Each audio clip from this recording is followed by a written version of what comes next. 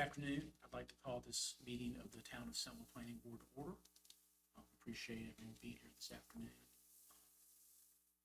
Before we get started, I would like to introduce the newest member of our board who's filling the vacant ETJ seat. Town limit. Yeah. Would you like to introduce yourself, sir? Yeah, my name is Todd Michalowski. And we believe in the last meeting we did look at the application and stuff. So thank you for being here. We appreciate it. Look forward to working with you. Pleasure and an honor. If you guys, I'd like to make one recommendation for the agenda this evening. And if you guys would change item D to item E, and then add for item D bylaw revisions, and that should be a quick update. And then we'll finish with our August, every August we do board elections. Is there a motion to accept that recommendation? I'll move to accept it. Okay, is there a second? A second. All those in favor say aye. Aye. Okay, great, thank you. Appreciate you guys with that. Any other questions, updates, concerns with the agenda? So is there a motion to accept the agenda as revised? So moved. Is there a second? Second. All those in favor say aye. Aye. All right, thank you guys. We had the minutes from our last meeting, which was on Monday, July 22nd. Everyone should have received those beforehand. Were there any questions, comments, concerns regarding the minutes? No.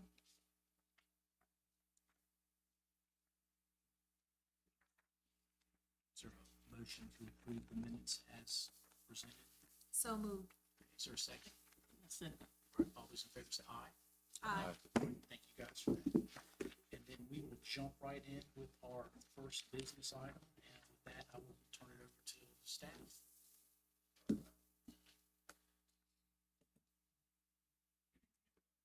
Good evening.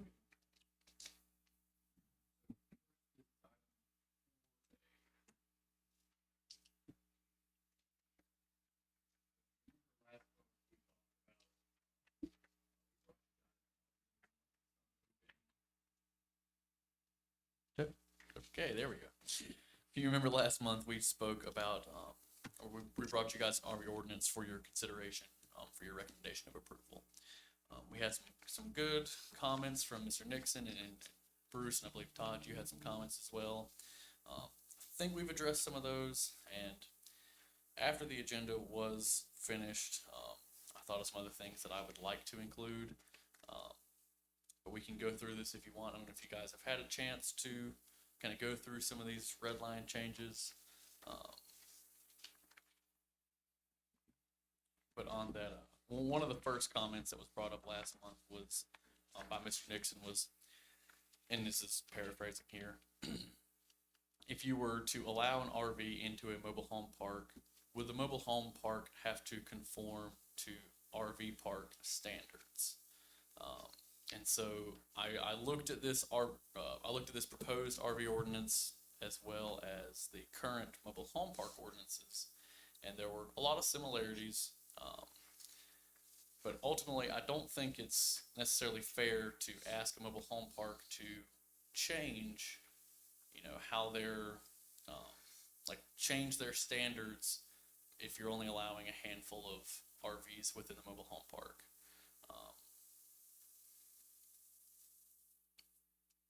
If you're bringing an RV into a mobile home park, you can't expect it to have the same amenities that an RV only park would have.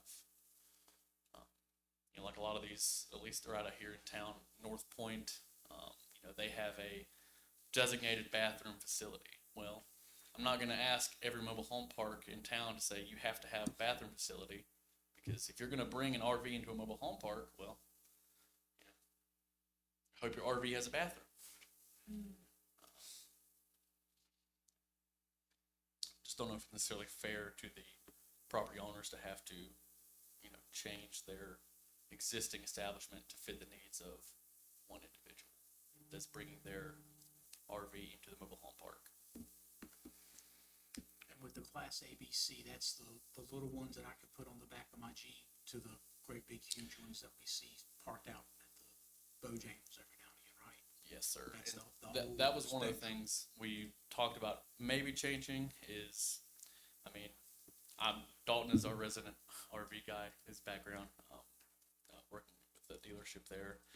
But Class A's are the big ones. Class B's are the small ones that are more van-like. And then Class C's are the sort of in-betweens. They're the trucks that typically have the sleeper over top of where you drive. And then so those are self-propelled, but then you have the pull-behinds. So your travel trailers, your fifth wheels, and your toy haulers. Those are all normally pretty large. So if we were to make any changes that you see here, we'd probably be removing the Class B's just because they're, you know, so small. Unless you guys want to leave it. Again, that's why there we go. And I'm showing some of those different classifications. Yes, ma'am. Thank you. Refresh my memory. So we said that they could be mixed in with mobile homes, correct? Yes, ma'am. And so, That's the intent of all this. All this stems from there are mobile home parks in town that want to have RVs placed into them. We're trying to make that and they're not happen. going to have a designated space, it's just any open lot they can wheel in. And did we establish whether this was going to be a temporary or a permanent basis? They'd be considered permanent entities, just like the mobile homes that are there. Although some are attached to vehicles, Yes, ma'am, because you could always disconnect them and Detach it, leave them. but yeah. That's right. Let them but be they can stationary. take it with them daily if they want to and come back and pull it right back in the same lot. I don't see why not. But could they also just leave it though, right? If I have it hooked up to my Jeep, that I unhook it and leave, I can come back and forth from there. If there's nothing that says, since it's not a permanent structure, Yeah. that could be indefinite, and that could be my permanent resident as one of these, Class C. Did you know, B, you said B was the small one. Yes, sir. Yeah, it's the smallest. But that'd be left up to the mobile The home property park. owner. Yes, ma'am. And so if they don't have restroom showers, I'm just trying to figure out where would they use these amenities? So they'll just find somewhere in town Yeah. to take a shower and use the restroom. Yeah, I mean because I personally, if I was going to bring my RV into an existing mobile home park, again, I can't expect it to have the things that an RV only park would have. I mean, you kind of know what you sign up for. That's my take on it. So I guess we would be putting it on the RV owner to do their due diligence and make sure that whatever their needs are, either they would go to one if they didn't have it, or they would go to one if they did have it. We're putting it on them to do that. And your larger RVs and even the pull behind trailers, a lot of them have a small bathroom stall. They have a freshwater, a gray water, and a black water hookup. So I mean, it would just be a matter of hooking them up. But again, some of them do not have bathrooms built into them. And then with the, And really, a mobile home park wouldn't be the best place for those for that reason. I mean, you can't hook up your utilities. Say they just want to come to these mobile home parks because they, want to be in the area, maybe have some relatives, and so they just park it there, and they don't connect it to anything that, that's based on the property owner just to work that out. If they just want to leave it there without utilities on it, operating within it, correct? I reckon that decision would fall on the property owner Okay. if they would allow that. All right. but with the way, just to follow up on your questions, the way I'm reading this now, we're not requiring a mobile home park to provide the connections for RVs because we're not requiring them to change anything that they already have in place. Well, and this is just me not being the resident expert, but mobile home parks have the same hookups that an RV would need already in place, correct? Yeah. That's,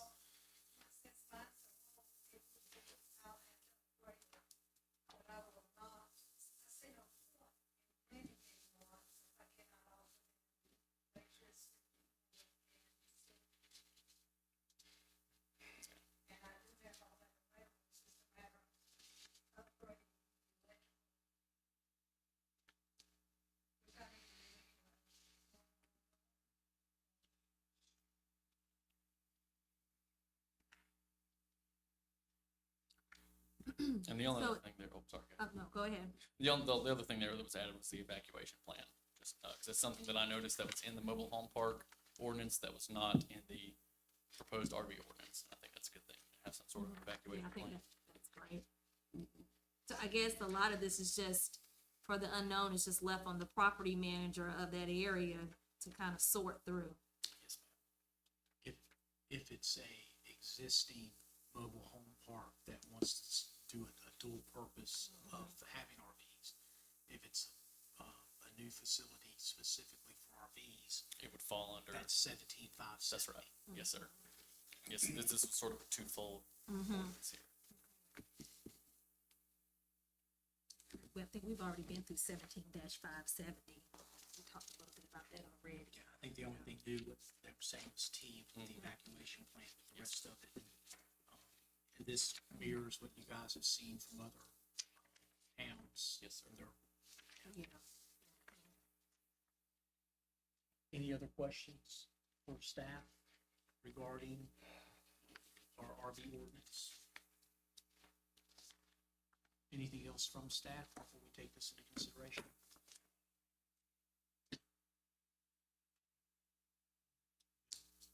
Okay, so our charge would be to, with our vote, would be either to make a recommendation that the council approve the proposal or make a recommendation that they do not approve the proposal. We're not approving the document, we're just making a recommendation to the town council.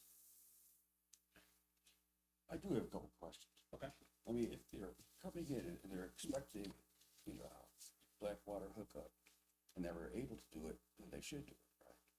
If they can't hook up, they don't have the ability, then it's on them to take that trailer somewhere and are there facilities nearby where they can do that? If their tank's done? That's a good question. I'm not sure, to be honest. I mean, I assume so, but I don't know. And are we gonna require a full-time attendant 24 hours on site For a new RV park, we would, for a new one? Okay, but not for a mobile this. home park. Those are the two that just stuck out in my mind. No, we know you're jumping in, Yeah. jumping in with both feet tonight, so I appreciate your inquiry. Would anyone like to, make a motion either to recommend or not recommend the plan as presented, the ordinance as presented?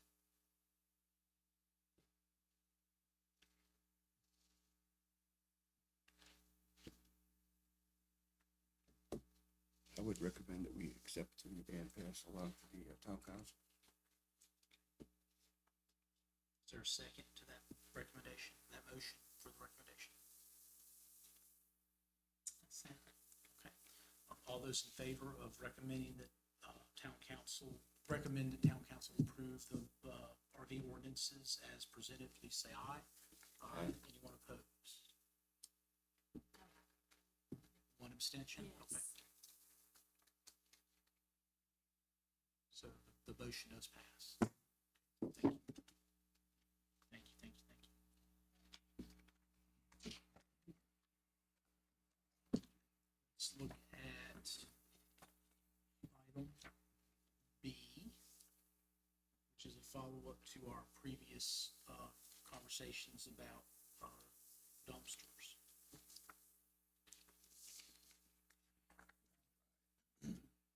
So business item 4B, we have another text amendment here dealing with dumpsters, garbage and refuse collection and disposal.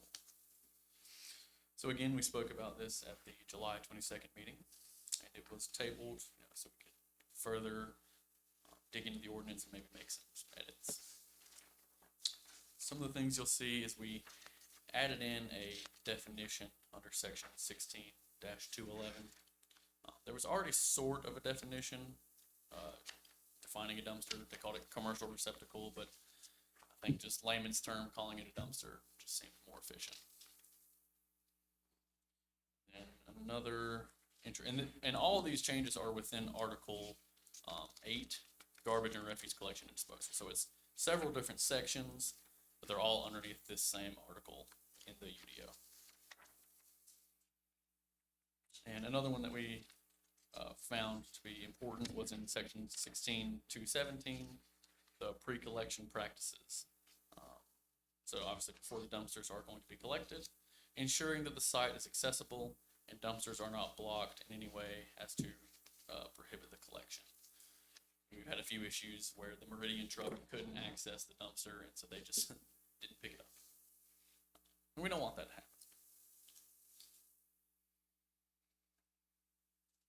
And then 16.223, collection rates, and then we're adding in the dumpster fees.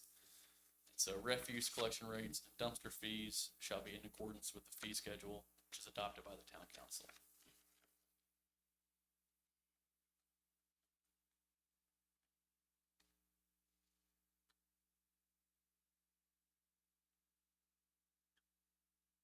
And then 224 talks about prohibited items. So no tires, appliances, or any large bulk items of any kind shall be disposed of by placing them in dumpsters.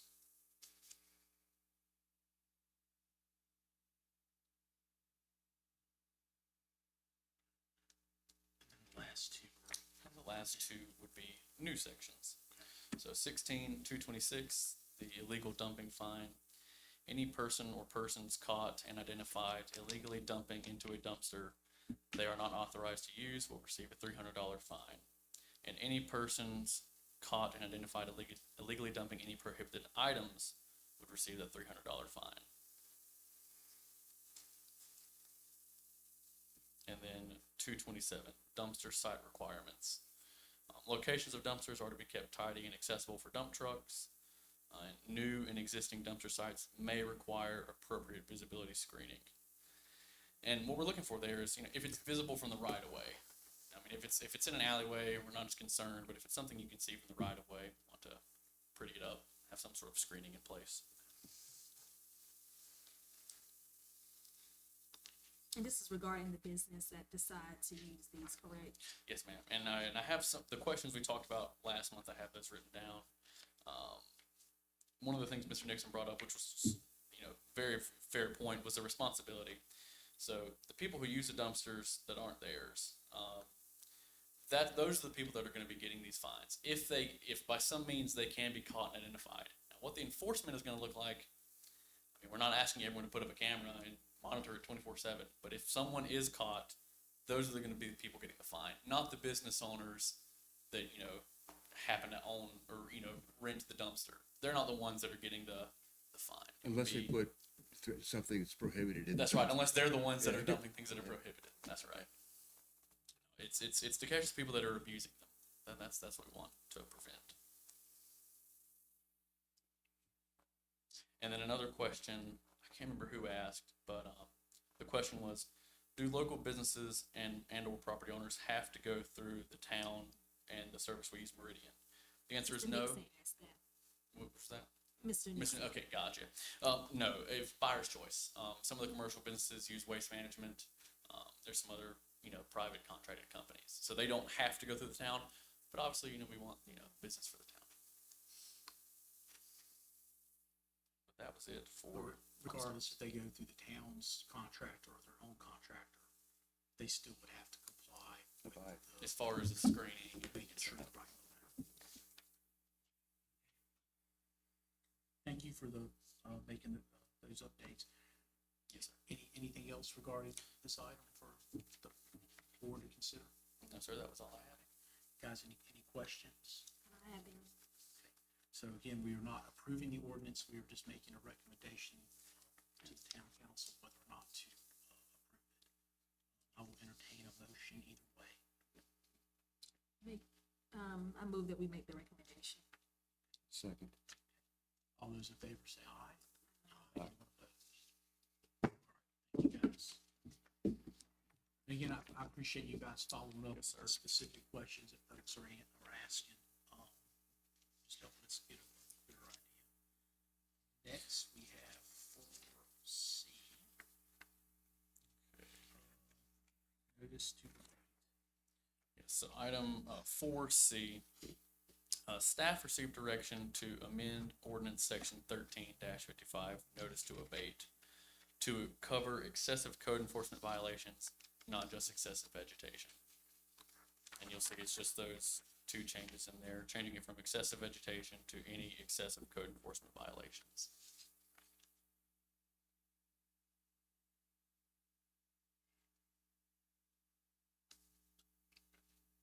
So that could be abandoned vehicles in the front yard, Any repeat offender of any anything code like that. enforcement So- violation.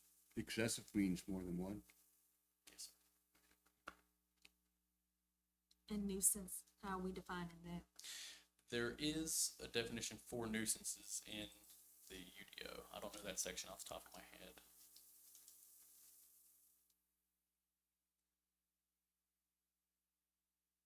And so if a homeowner has one vehicle sitting in their yard that is not being used, that's excessive. I'm not gonna pretend to be the code enforcement expert, so I apologize. I was just given direction to make this change. I may be able to answer your question. Can you repeat it for me? Yes, if there is a vehicle that is unused sitting in the yard, maybe it has a flat tire, is that classified as excessive? And they would get, the first notice to abate, and the second one, they would get the citation to pay $50, not to exceed $50. If there was more than one junk More vehicle, than I one. believe that would be the case. We can always see if our code enforcement officer, or maybe Philip McDaniel, might let us stop by at the next meeting and go over some of that with you. Yes, I would like, yeah, I think that would be helpful for me, so I can ask some of those I think questions. some language also, because excessive is really kind of a very vague standard. It is very vague. And I'm thinking that if we should say, you know, receive more than 2 codes and 3 violations in 6 months or whatever, that kind of thing. You and Mr. Nixon are gonna get along fine. I mean that as a compliment. Yeah, I know, we went to church together. So can we, table this? Most certainly. Okay, so, with y'all's feedback, if I can take it back and try to get some clarification, for us. I do like the idea of having it, more defined as far as excessive would be 2 violations over this amount of period or that type of thing. And then maybe, get some feedback from the code enforcement officer about what some of that would look like as well. Sounds good. Just to firm it up, better to deal with questions on the front end than on the back end. That's right. Yeah. That's all I've So got. we will table. Sounds good. All right. We are.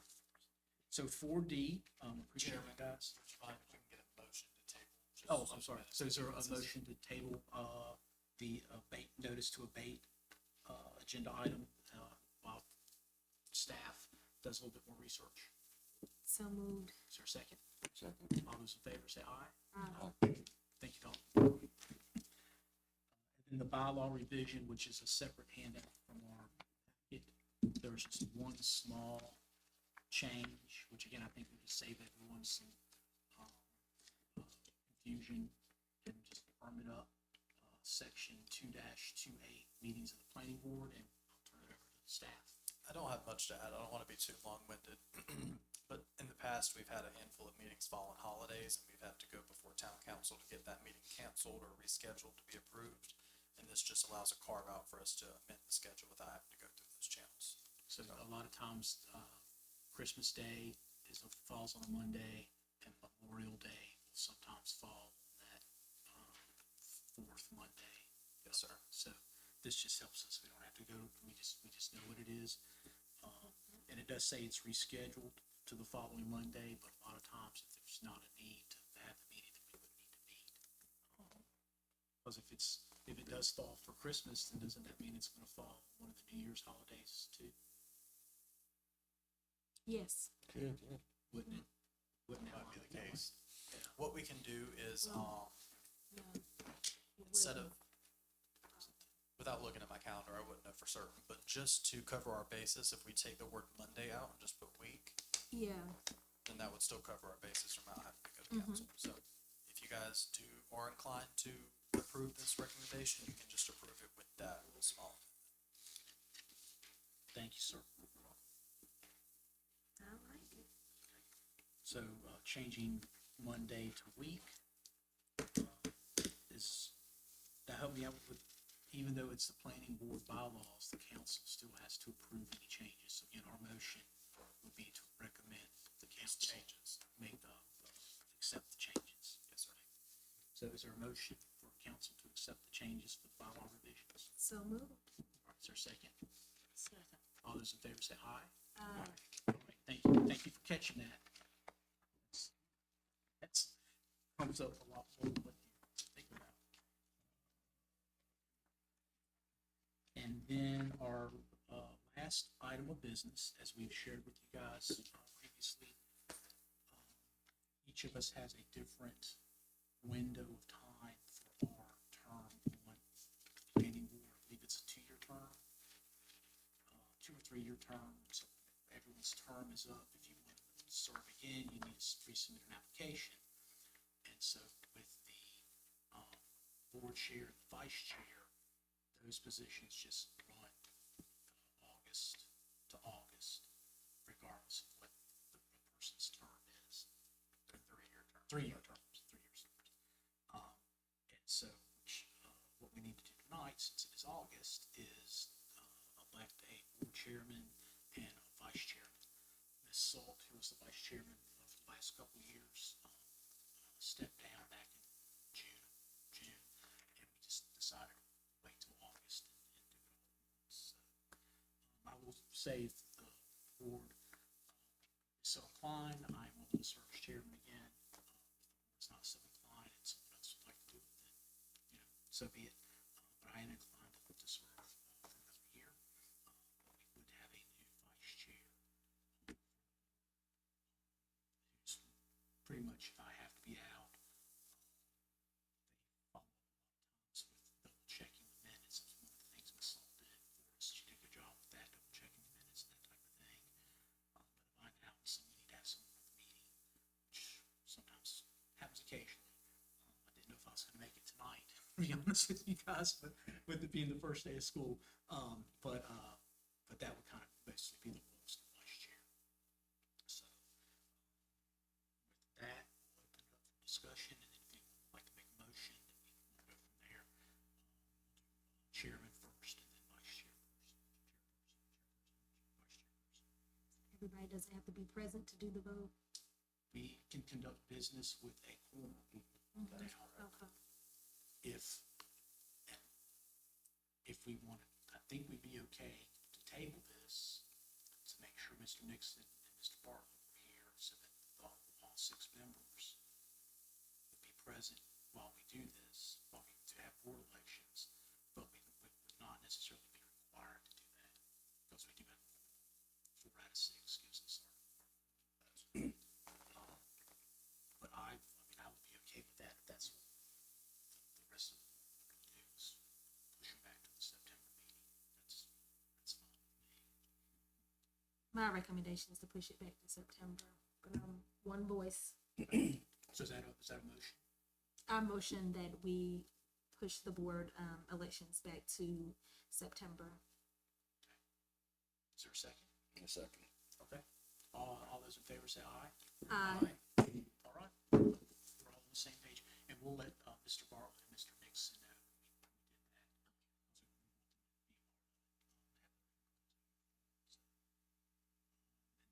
Just the next month, if anything pops up. We do not need to go into closed session this evening, and with that, if there is a motion to adjourn, we will entertain it at this time. So moved. Is there a second? Second. All those in favor